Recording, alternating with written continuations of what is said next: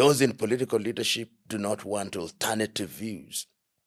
But democracy, the thing we call democracy, is about competition of ideas. You put the ideas in the marketplace, and those who make the choice then decide which is the better idea. You know, I feel pain because those who are heads of state in this region are people that are known to us. They are people who, if you look at their history, at least some of them, you can say that they had good ideas. If I look at Yoweri Kaguta Museveni and his views in the 1980s when he was in the forefront of the liberation of Uganda, his clarity and his vision could not be questioned. He took the view that people should not stay in power for too long. He took the view that you should have successors. He took the view that views should be articulated. It therefore pains some of us who are sympathetic to that history to see the level of intolerance. Mama Samia Suluhu Hassan came from a history and a legacy of a great man, Julius Kambarage Nyerere, who believed in a competition of ideas. Nyerere would attend the University of Dar es Salaam and debate with students. And it therefore pains us, those who are sympathetic to that history and that legacy, to see the level of intolerance. I do not agree with my good friend Tindi Lisu on many issues, but I don't believe that he has committed the offense known to law as treason on the basis of the evidence that is available. And I do not believe that when you are going into an election, you ban people from participating in the election. It is the electorate that should make that decision. And if the electorate is not made or given the opportunity to make that decision, then whatever outcome there is illegitimate. So are you saying she's an illegitimate president? There is a crisis of legitimacy. You know, many people don't make this distinction, that which is legal is not necessarily right. So from a legal perspective, he has gone through the process of the electoral process as prescribed under Tanzanian law. So to that extent, her presidency is legal, but is her presidency legitimate and anchored in morality as seen by the reasonable public opinion? The answer to that question is no. It is no, because when you hear voices of reason, and the voices of reason that I know and that I talk to are actually sympathetic to Tanzania. Because then Tanzania is the only country, or was the only country, where ethnicity had been killed as the basis of mobilization. Its economy is on the up. For it to happen that through an electoral period, people die, it is painful. And it is for the love of Tanzania that we see this pain. Kenya, of course, to complete the circle, is also problematic. It is in this country that Nnamdi Kanu was abducted, and I acted for Nnamdi Kanu, and we have gotten a judgment in his favor. The government has been condemned to pay 10 million and taken to Nigeria and is in prison in Nigeria. It is in this country that Kizza Besigye was abducted. It cannot be right. If you look at international law, rendition is something that we should not allow. People should be allowed to exercise their democratic rights, even if we don't agree with them. So you see, there is a crisis. We are signatories to the African Charter on Human and People's Rights. We are signatory to the Universal Declaration of Human Rights and all the UN charters. Why do we create an environment where people who don't agree with us become our enemies? It is a competition of ideas, so that what is happening in this region is that fear is being used by those in political leadership as an instrument of paralyzing the population into silence. Will the population agree to that when you look at it? History is consistent that you can only paralyze a population for so long. The things that we see, for example, that we saw in the Arab Spring that brought down governments, what we have seen in the streets of Africa, it started in Nairobi, Kenya. It did not go the full length. We saw it in Cameroon. It did not go the full length. We saw it in Abidjan. It did not go the full length. We saw it in Dar es Salaam. It did not go the full length. It went the full length in Madagascar. It went the full length in Bangladesh. It went the full length in Nepal. Demonstration and protest is the language of the unheard. And wisdom has always required and demanded at once that you listen to people, because you are a trustee. To hold public office, why do we call people in public office honorable? It is not because of them. It is the office that we honor. Why do we call them excellencies? They are not, or may not even be excellent. Many times in Africa, they are not. But it is the institution, the offices that they hold for the sake of the nation. When they begin to think that they are demigods, they must remember there was a French Revolution. They must remember that there was the Turkish Revolt. They must remember that people rose, the student protests in 1960s in Europe. They must remember that the colonialist was here and they left. And the sooner they do so, they must remember that recently Bashar al-Assad left for Moscow with a suitcase. They must remember that Rajuel in Madagascar disappeared. We do not know where they are. They must remember that Sheikh Hasina is hiding. Nobody knows where she is. When we get to a point, and it's very interesting, you give live scenarios that we're experiencing now. But then on the other hand, you look at it, when our citizens, Bob Njagi and Nicholas Oyo, had been missing for 38 days, then they are released. And then on the same day, the president of Uganda confesses that we arrested them because I was told they are expert rioters, and I kept them in a fridge. Of course, yesterday we see the PS Singwei saying it was metaphorical for him to use that. But when a president confesses to arrest other citizens, yet the foreign affairs of Kenya doesn't seem like... You know, I know both Njagi, I know Oyo. These are young men who mean well. They mean well. They feel pain for Kenya, they feel pain for humanity, they feel pain for the black man. When they went to Uganda, they were showing solidarity with one of the candidates. It is their right to do so. Of course, it is always wise to remember that when you're in a foreign country, the rules may be different. But when a national of a country is detained by a sister or brother country, it is incumbent upon that country's foreign affairs to be involved. You know, when I see the headlines of the Standard newspaper on the 13th day of November 2025 saying, we need diplomacy, you cannot contradict them. You cannot contradict them. Why do we have an embassy in Uganda? Did we see any attempt at negotiation? Did we see? We did not. It is important that we take care of our citizens wherever they are, even when they are in trouble, particularly when they are in trouble. We had surrendered to the situation. If it had happened that it is their dead bodies that were delivered, our country would just have said, Hewala. So, is our top diplomat, CS Musalia Mudavadi, doing his job? Is he up to the task? Has he failed the country? The cabinet secretary for the time being,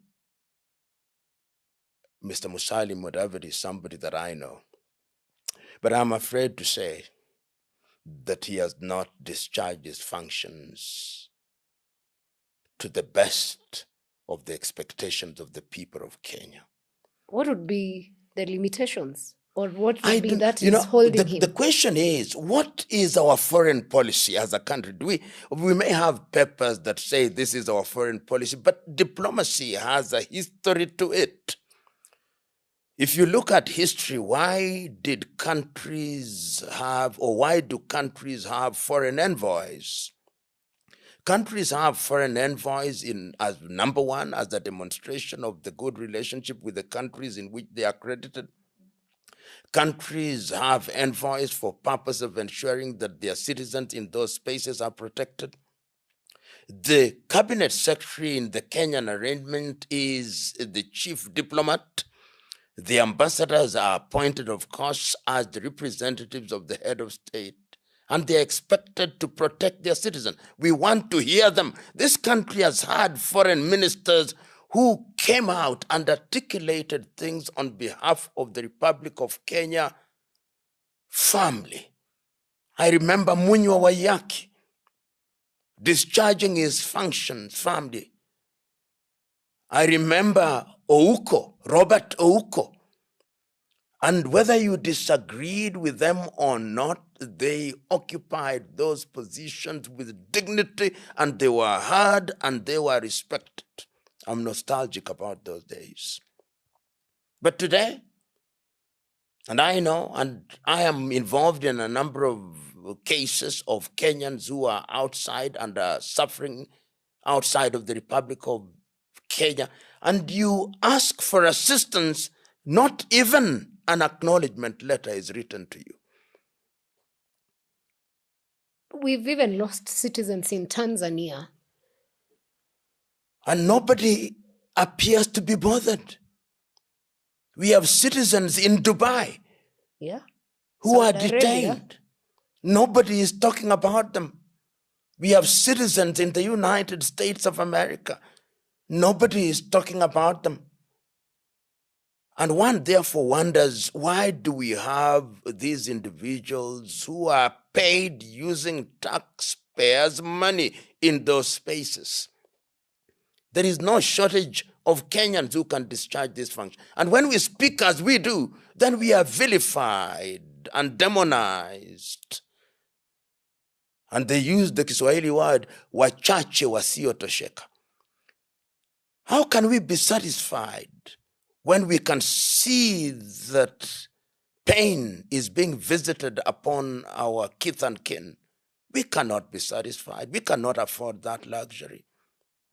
I would have thought right now, in light of what is going on in the East African region, in Kenya, Uganda, Tanzania, South Sudan, Somalia, and Democratic Republic of Congo and Burundi, I would have thought that an extraordinary meeting of the East African community would be summoned to discuss the crisis, because there is a crisis in the region. I would have thought that this is the time to convene such a meeting, to discuss what is happening, because the East African community is threatened. We thought that we would now be moving towards integration. But listen to the rhetoric. Are we talking as people who are moving towards integration? We've even been threatened by about the Indian Ocean accessed by the president of Uganda. And I don't think Kenya has said a thing. Kenya has not said a thing. Perhaps that is wise diplomatically. I believe that what we should do as a country is to engage the president of the Republic of Uganda. And our communication should be that the ocean is for us to share. This is a common right. We have a duty, and some of us, in order to give meaning to those relationships, say that Uganda is not landlocked, Uganda is land-linked. South Sudan is not landlocked, is land-linked. Burundi is not landlocked, it is land-linked. Rwanda is not landlocked, is land-linked. In other words, the ports of Bagamoyo in Tanzania, Tanga, Mtwara, the port of Mombasa, the port of Lamu are available to them. If there are any hitches, these are things that should be handled diplomatically. And if we engage in that space and we are moving towards integration, even that kind of rhetoric becomes unnecessary. And this is why I hold the view that there are so many issues flying around in the East African region that it is necessary for the heads of states and government to do a quick meeting. And once they have done the quick meeting and have identified the issues, then the issues for determination can be cascaded to the relevant ministers, and the relevant ministers then cascade it to the bureaucrats. Is it that we're too expectant of these leaders to do that? Because you've, of course, pointed out the election of Samia is questionable. Yes. When you look at it. But these same presidents, we are saying, ought to have a meeting, were the first to send their congratulations, and yet people are dying. They said nothing about it. You know, we are also in a space of what I call hear no wrong, see no wrong, be politically correct. And in this era of political correctness, a lot of things are being swept under the carpet. But who is your friend?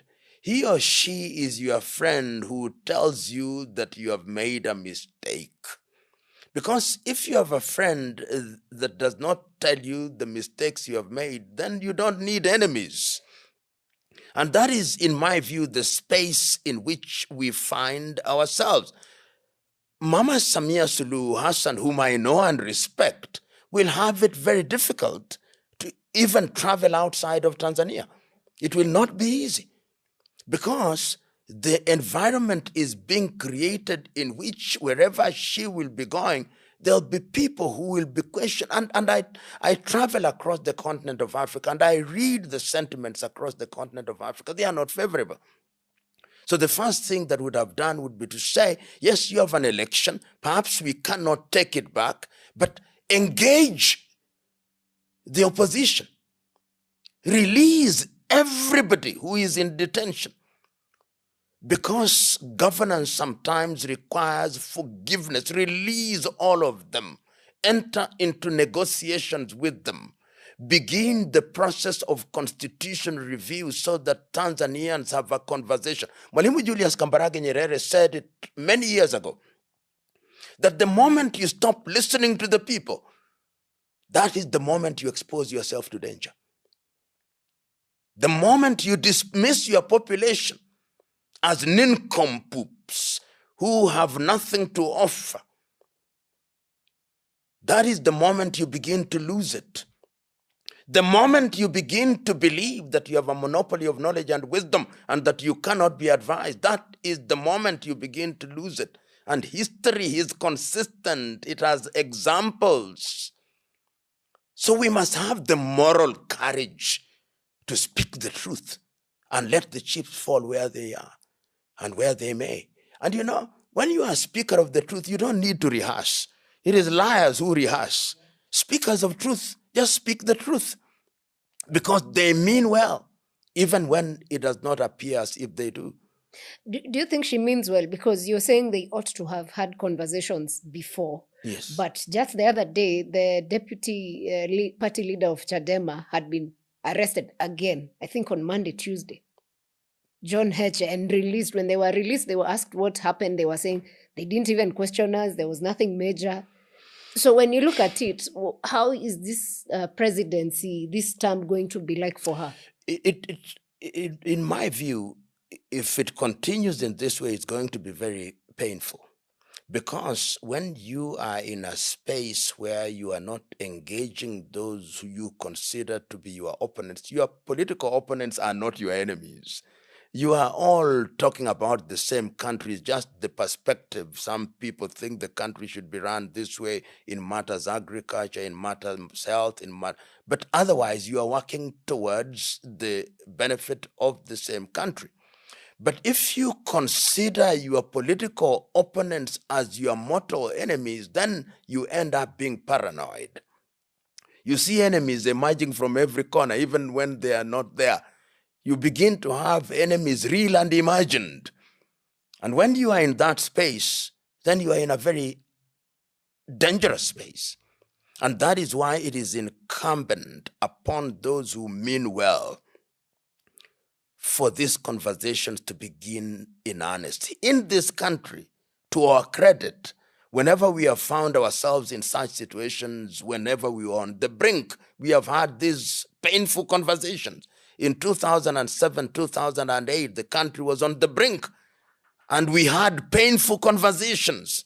We made painful decisions. We created offices that were not necessary, sometimes just to massage people's egos in order to calm the temperatures and protect the country. Sometimes it becomes necessary for the long-term health of the country, because if you don't, then the country can collapse. Ask Sudan. The country has collapsed. Ask Central African Republic. The country has collapsed. Ask the Cameroonians. The country is collapsing. Ask our good friend the Somalis how long it has taken to rebuild that country again.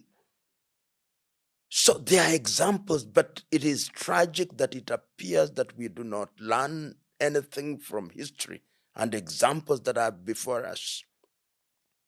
We say we are different. No, history is consistent. They say we are Tanzania, we're not Kenya. But there are conversations that this could be somehow the end of the reign of CCM as a party as we have known it. And also there are questions as to why former President Jakaya Kikwete has been quiet all this time. Yet when Kenya was actually going through the turmoil in 2007, he was a key figure. You know, Chama cha Mapinduzi has a history.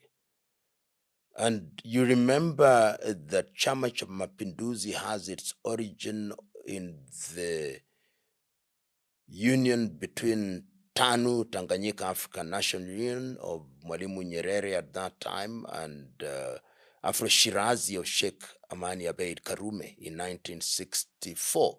And after that, it became Chama cha Mapinduzi in 1977. And is a party with roots. Chama cha Mapinduzi is a political party with roots in the villages and hamlets of Tanzania, in people's hearts. Of course, when multi-party came and the political space was opened, we have seen the emergence of parties such as Chadema, ACT, Mazalendo, CAF, and all these other parties, both in mainland Tanzania and in Zanzibar. And Nyerere in 1995, when he was called at the meeting of CCM to give a speech on who ought to be the candidate for Chama cha Mapinduzi, he said three things. Lazima tumchague mtu ambaye hana udini na ukabila, a candidate who will not use ethnicity and religion for political mobilization.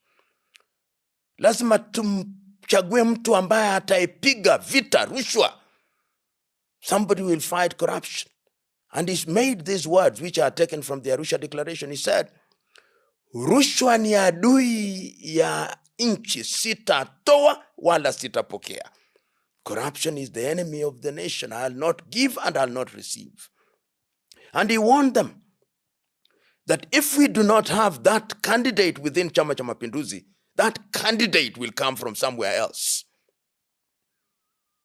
Those words of Mwalimu Julius Kambarage Nyerere ring true to my mind to date. And he said, once again in Kiswahili, siri ya maendeleo ni watu, ardhi na siasa safi. People, land, and clean politics. And he then said, siri ya maendeleo ni vijana wenye malezi bora, siha njema na bongo kali.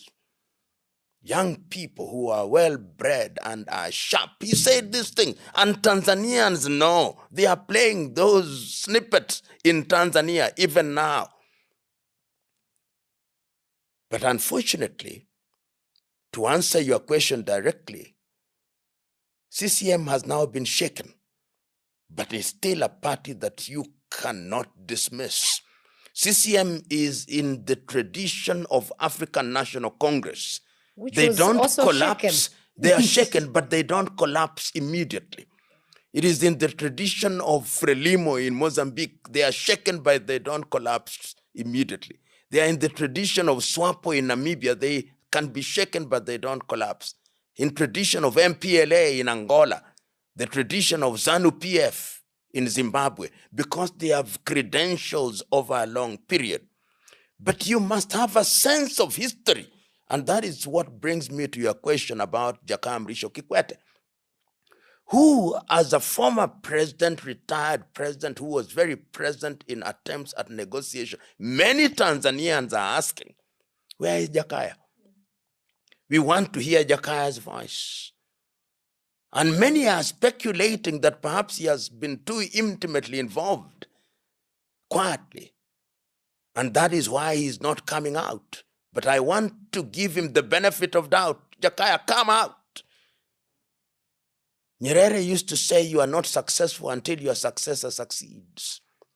He has a history, a vested interest in ensuring that Tanzania does not collapse, that the legacy of Nyerere, the legacy of Mzee Mwinyi, the legacy of Mkapa, the legacy of John Joseph Pombe Magufuli are preserved for this generation and generations yet to be born. Tanzanians are posing these painful and difficult questions, and they must be answered. They cannot be wished away. Anybody who thinks that what has happened can be wished away is deluding themselves. In the history of any country, whenever there has been death, it is never the same again. The age of innocence is gone. and they have to deal with it, Oh, you've whether got you to like deal it with or it. not. Whether you like it or not, there are families that are hurting. And in this era of social media, before the truth takes the stairs, lies have taken the elevator. So is it possible that we're going to see, you see, in South Africa, we saw ANC, due to what happened, they had to have like a coalition sort of with the DA party, and somehow they had to move. Are we going to see this? Is it likely that we'll see the same with CCM and maybe parties like Chadema? You know, if I was asked by the government of the Republic of Tanzania, led by CCM, please advise us, this is what I would tell them. Number one, call a meeting presided over by Samia Suluhu Hassan of all registered political parties in Tanzania. All of them. Once you've called that meeting, call a meeting of all active and legitimate civil society organizations in Tanzania.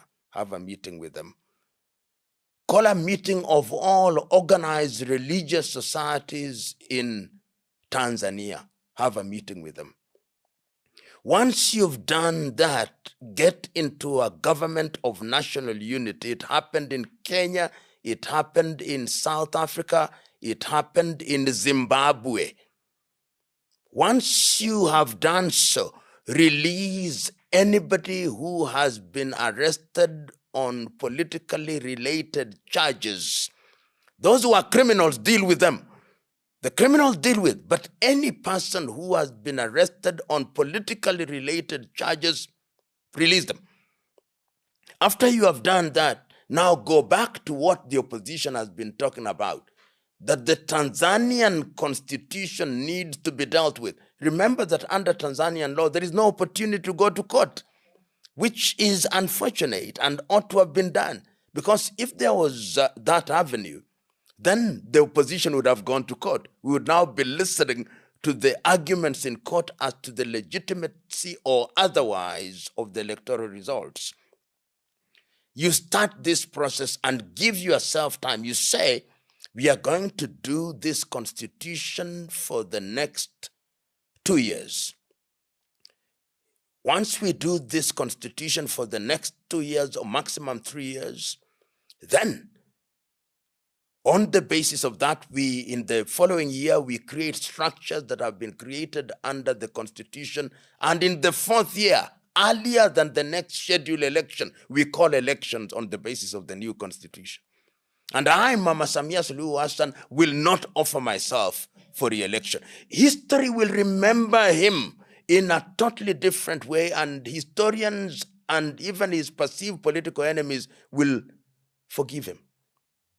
That is the kind of candid advice that the president now needs. But unfortunately, in this day and age, she will have no shortage of advisors. Kumwambia mama, hao ni wababaishaji tu. Hao ni wahuni tu, wanafiki tu. They'll tell her. Na hao wengine ambao wanakuambia, wanakupa ushauri tofauti, ushauri mbadala. Ni wababaishaji tu. Si ni Wakenya tu. By the way, what's this beef between Kenya and Tanzania? It's historical. The beef between Kenya and Tanzania is historical. Remember, and I'm a student of East African community, I've written about it. If you remember when Kenya was, when the first community collapsed, our foreign policy was always ambivalent, even during the struggle against apartheid.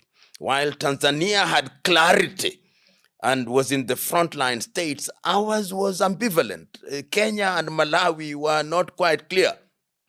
Even when Jomo Kenyatta mediated the problem in Angola, there was no clarity. That is number one. Number two, we took a totally different path in the 1960s in terms of our politics. In session of paper number 10 of 1965, we say that is African socialism, but we were much more inclined to what was then characterized as capitalism. Tanzania, on the other hand, was much more inclined to a system which was unique to them, ujamaa, which was, of course, nationalization of assets and therefore socialistic.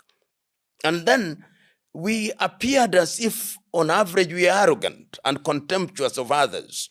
And Tanzanians tend to be a lot more polite, even when they are arresting you, as they say in Tanzania, the police officers request that naomba nikutie nguvuni. So our perceived arrogance, and there is something when the East African community was collapsing, what was called the Nairobi mentality. The Nairobi mentality is the misguided belief by Kenyan officialdom that we are better than everybody in East Africa. And that rubs the Tanzanians the wrong way. And unfortunately, over the years, we have not succeeded in changing that image. And it's not all Kenyans who are in that space. It's only a few. But remember, stereotyping is something that takes root and is very difficult to eliminate. And that is the reason why even now we are seen to be anti-Tanzania. And it doesn't help when the Tanzanians have a problem and we are seen to be in a celebratory mood in certain quarters. It doesn't help. And also, see, I mean, when you look at the election that was, I mean, Kenya really pushed for Tanzanians overall in terms of their liberation, quote unquote, and just for the human rights, I think. Yes. So, and the other thing that we don't talk about, there are a lot of non-governmental organizations which are very active, Western funded here, which are very active in Kenya and therefore a lot more vocal. But the Tanzanians have a different history. And part of the reason why Tanzanians also fear interacting with us too intimately is the ethnicity in our politics. I know a Tanzanian friend of mine who said, hatutaki wa Kenya watuambukize na siasa za ukabila. And that is legitimate. That's very that true, is a legitimate concern, that the more we interact with them, the more we are going to export what they consider to have political bad manners, where we organize ourselves around Gikuyu, Luo, Kamba, Luhya, and Kalenjin. In Tanzania, nobody talks about that. People, there are more ethnicities, but they talk about Vyama, they talk about CCM, they talk about Chadema, they talk about ACT Wazalendo, they talk about CAF. And to that, we must praise Tanzania and praise Mwalimu Julius Kambarage Nyerere.